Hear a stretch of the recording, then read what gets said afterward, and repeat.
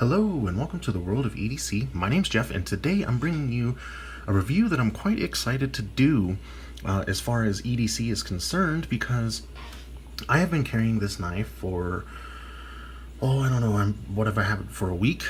A little bit more than a week, I'm not sure. Time flies. I've been really busy at work, so I'm pretty sure I've had it for at least a week, maybe a week and a couple of days.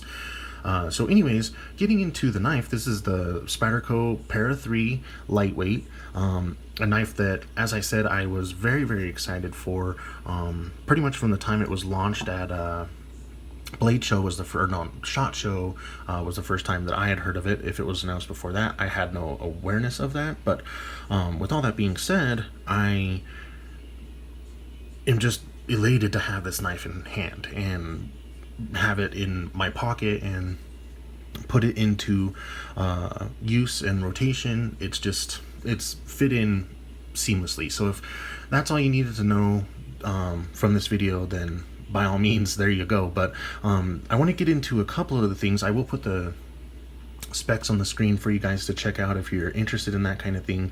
I want to get into the knife itself overall, and then one issue that I've had with it in, like I said, about a week or so of having it. Ergonomically, it's a Para 3. Most of us have held one. It's pretty much exactly the same, except for obviously lighter because of the FRN handles. The compression lock seems to be perfect in it.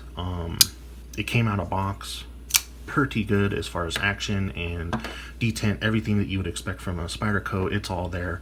The deep carry wire pocket clip is as good as always. Just all around a really awesome knife. It did take me a few days to get out of the honeymoon phase of having a knife that I had anticipated as much as this knife. So meaning that for the first couple of days I was like, oh, this knife can do no wrong, like, just, you know, over the moon to have it. And it took me kind of realizing that I'm gonna have to do a review on this knife and be honest about what problems I've had, what concerns I have, and, you know, how good is it really compared to what I'm giving it as a pass, because I was so excited for this knife. And so I had to take a couple of days of getting over the honeymoon phase of having a knife. Honeymoon meaning that it could do no wrong in my eyes, because, you know, it's just the excitement, getting over that excitement of having a brand new knife that you would have been excited for. And so I wasn't putting it to normal use, my personal normal use. I was kind of babying it, even though I bought this knife and had every intention of this knife being a everyday use knife, not to try to protect it, to use it for something that I would use any knife for, as far as like my quote-unquote beater. The reason why I use the word beater is, for lack of a better term, because most people understand the word beater in the knife world. But I'm not necessarily hard on a knife. I don't go around hacking up trees or anything like that, like, you know, trying to chip up concrete or anything like that. The hardest use that I put on my knives in an everyday carry situation, meaning that it's a task that I'll find myself trying to accomplish several times a day or a week or a month.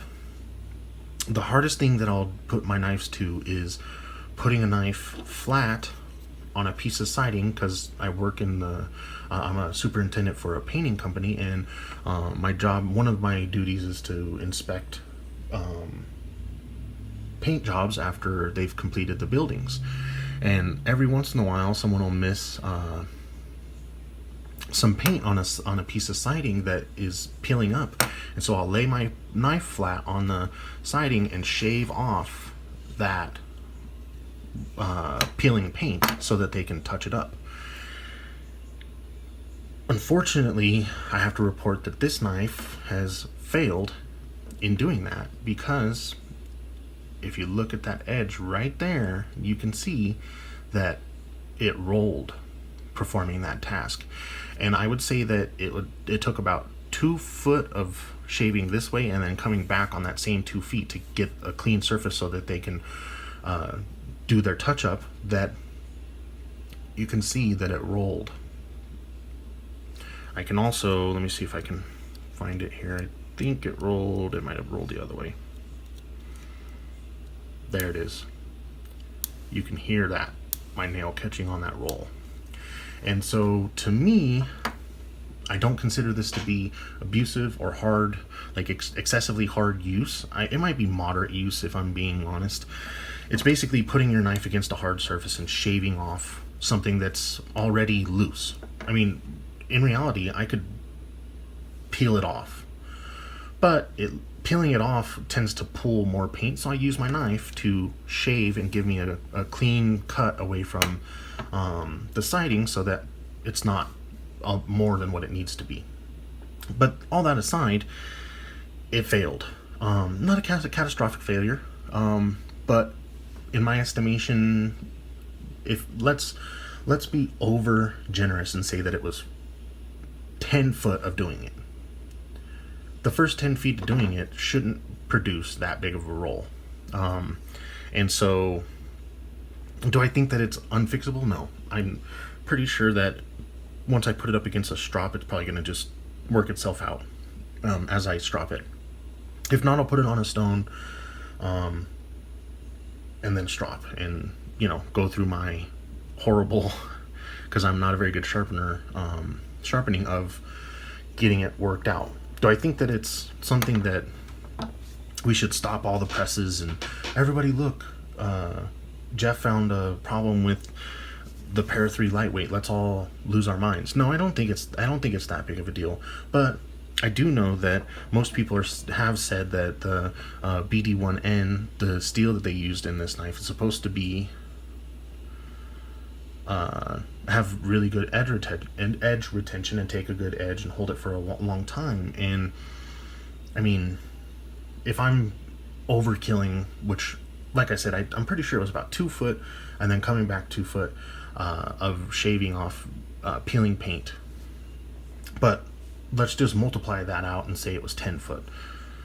It still should have held up against that. I've cut paper, I've opened boxes, I've cut a little bit of cardboard. All of that, it held up to really well. And that's when I noticed that I was kind of babying it because I was in the honeymoon phase. So then I was like, okay, well, I'm going to use this for my normal, everyday, quote-unquote, beater activities. And this is the result that I got. And so I'm kind of disappointed. On the other hand, I will say this, I'd rather it roll than chip, personally. Some of you might vary on that opinion, but I would rather have steel roll than chip. That's me personally. Your mileage may vary. You might say, I'd rather it chip, blah, blah, blah, blah, blah. I'm not here to get into that debate. I prefer for it to roll, so I would rather not have either rolling or chipping. But with that being said, of the two, I'm going to go with rolling over chipping pretty much every time.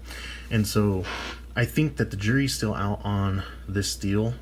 To my knowledge, and this might be 100% wrong, this is Spyderco's second offering in BD1N, and I don't know if any others have used it.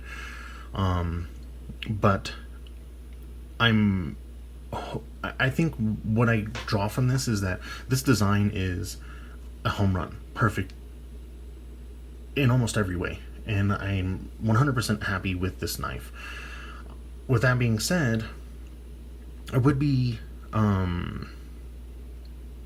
open to spending the money to get this knife in this design with a different blade steel.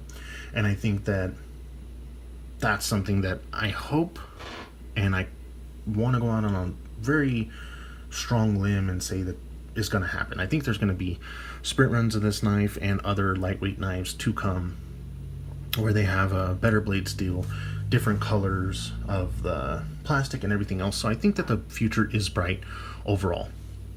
It's just one little issue, and so I know I've kind of harped on about it a little bit, but it's something that I wanted to show you guys, because if you are like me in that you can't afford to buy every single knife, and you were excited for this knife but you were waiting for a little bit of time to go by before you make the purchase, I think that I can, in good conscience, say, go out and get one.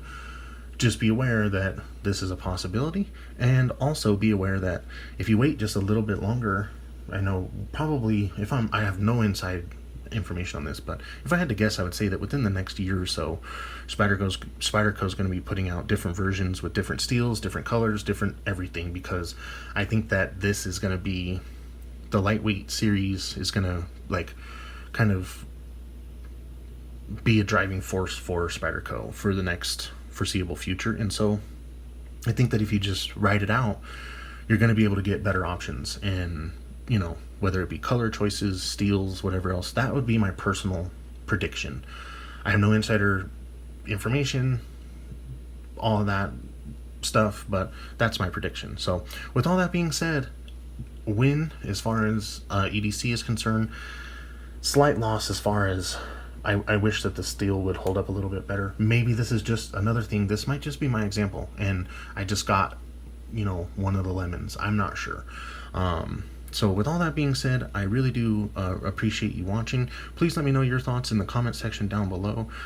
It really does help the video to get seen. Please like the video if you did enjoy this. I really do appreciate each and every one of you. Thank you for watching. I hope you enjoyed, and I will see you in the next one.